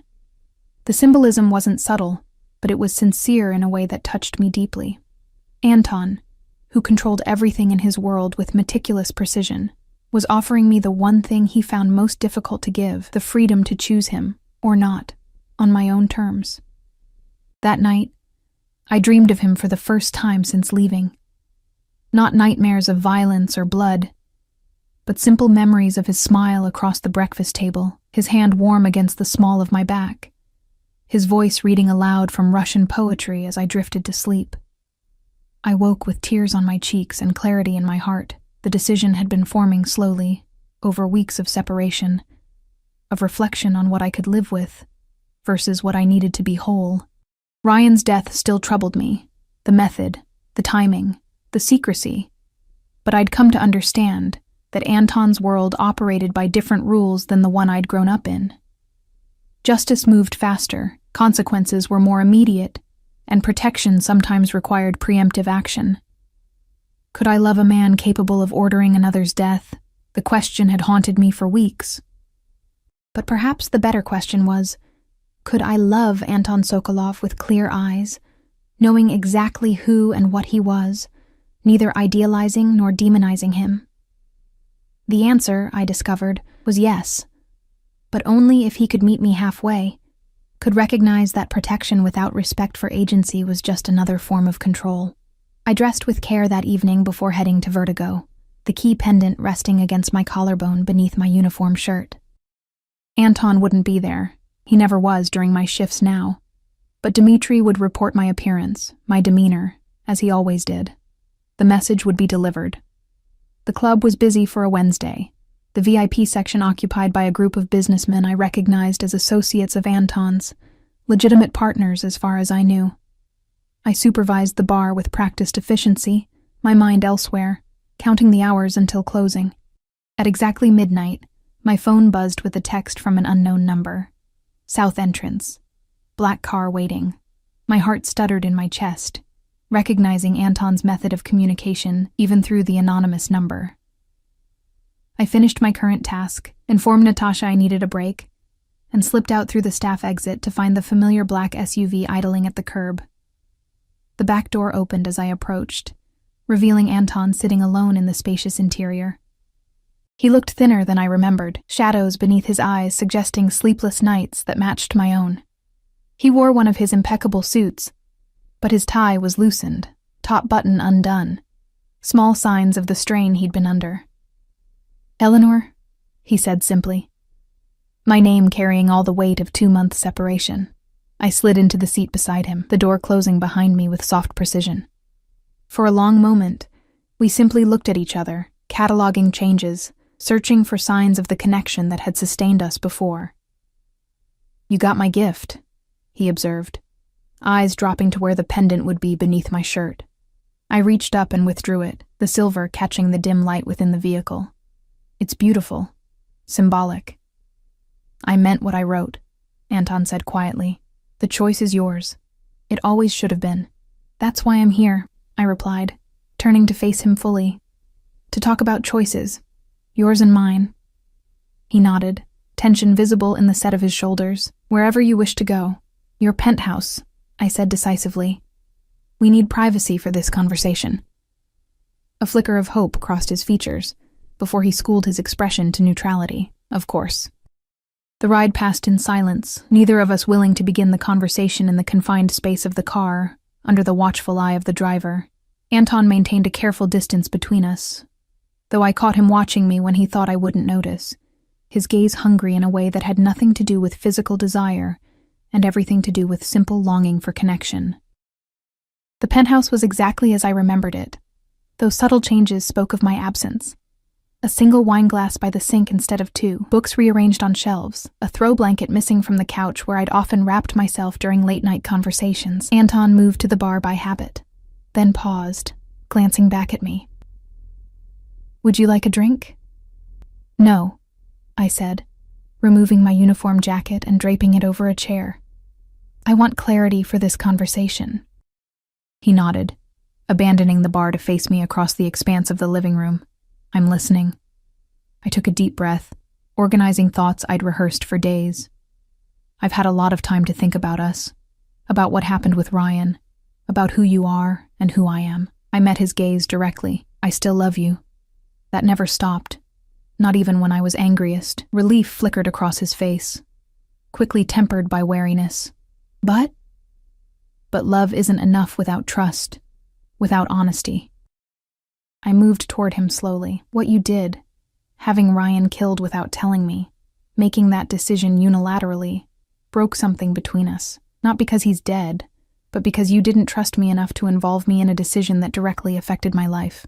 Anton didn't flinch from the accusation. "I wanted to protect you from having to make that choice, from the burden of knowing that wasn't your decision to make," I countered. "My burdens are mine to bear or reject. When you took that choice from me, you treated me as something to be sheltered rather than an equal partner." He was silent for a long moment, considering my words with the same intensity he brought to everything.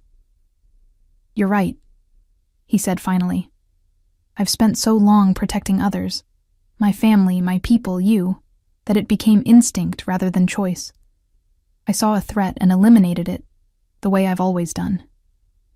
His eyes met mine, naked honesty in their blue depths. I didn't consider that the protection itself could become another kind of cage. The admission, so contrary to his usual certainty, his unwavering conviction in his own judgment, stunned me. "You understand why I left then?" "I understand," he said softly. "I don't agree, but I understand." And I respect your perspective. The words seemed to cost him, the concept of respecting a viewpoint that contradicted his own clearly unfamiliar territory. I closed the distance between us, close enough to feel his warmth, but not touching. If I come back, things would need to change. Real partnership means shared decisions, especially about matters that affect both our lives. No more unilateral actions justified as protection. Hope bloomed in his eyes, quickly contained. You're considering returning. I'm considering building something new with you, I corrected. Something based on honesty and mutual respect, not just passion and protection. Anton's hand rose, hovering near my face without touching, waiting for permission in a way he never had before. I can't promise perfection, he said with brutal honesty. I am what I am, Eleanor. My world operates by certain rules, certain necessities that won't always align with conventional morality. I'm not asking for perfection, I replied, leaning slightly into his touch, granting the permission he sought. I'm asking for inclusion, for trust, for you to see me as strong enough to handle the truth, even when it's ugly. His palm cupped my cheek with exquisite gentleness. You are the strongest person I know, he murmured. It was never about your capacity to handle difficult truths. It was about my need to shelter you from the darkness in my world, in me. I don't need sheltering, I said, covering his hand with mine. I need honesty. Can you give me that, even when the truth is ugly or frightening or might drive me away? Anton was silent for a long moment, his thumb tracing the curve of my cheekbone in a familiar gesture that sent warmth cascading through me. I can try, he said finally. It goes against every protective instinct I possess, but I can try. For you, for us. It wasn't an unequivocal yes. Anton was too honest for promises he wasn't certain he could keep. But it was real, a genuine commitment to growth rather than empty reassurance. I leaned forward, resting my forehead against his chest, feeling his heartbeat accelerate at the contact. That's all I'm asking, I murmured. That we try. Together.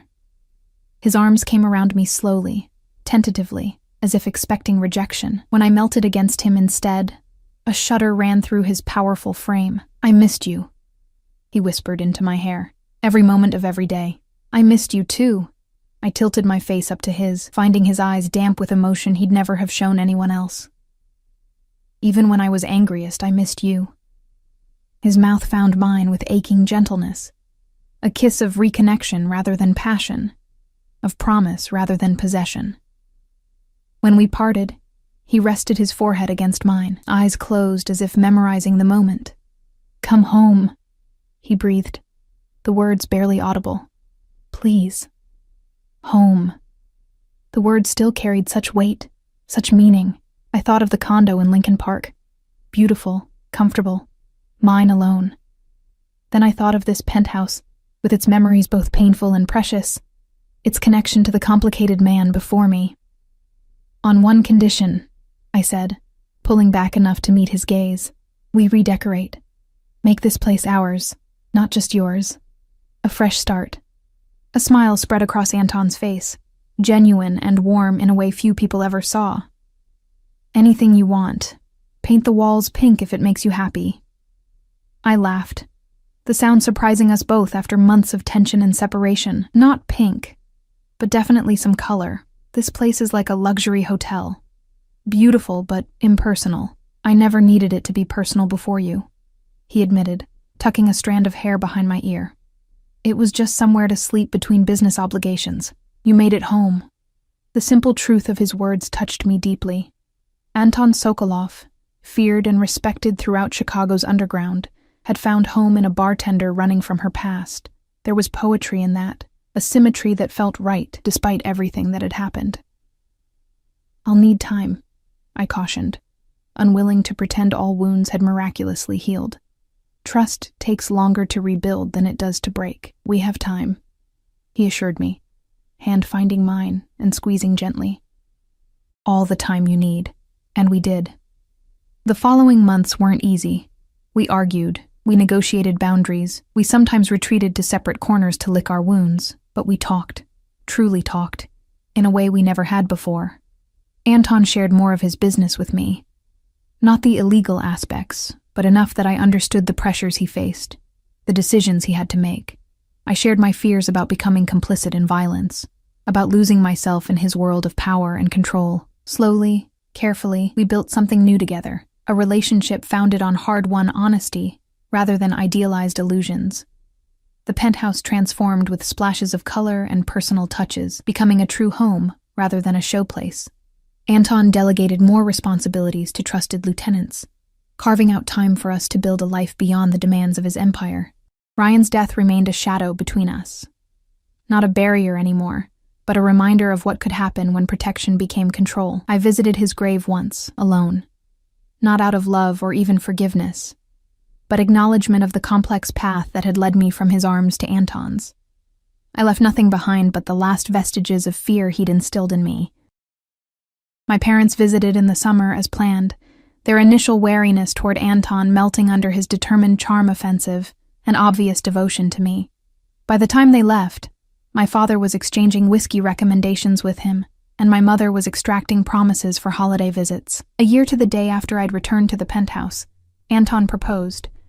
Not with grand gestures or public declarations, but with quiet certainty as we sat on the terrace watching the sun set over the city that had brought us together. "Marry me," he said simply, producing a ring I recognized immediately as Katya's, an heirloom his mother had given him months ago, according to the confession that followed. "Be my partner in all things, as you already are in everything that matters." I looked at the man before me, powerful yet vulnerable, dangerous yet gentle, commanding yet increasingly willing to compromise. He wasn't perfect, neither was I, but we'd built something real together, something that acknowledged the darkness in both our pasts without allowing it to determine our future. "Yes," I said, extending my hand for the ring, for the commitment it represented. "Partners in all things."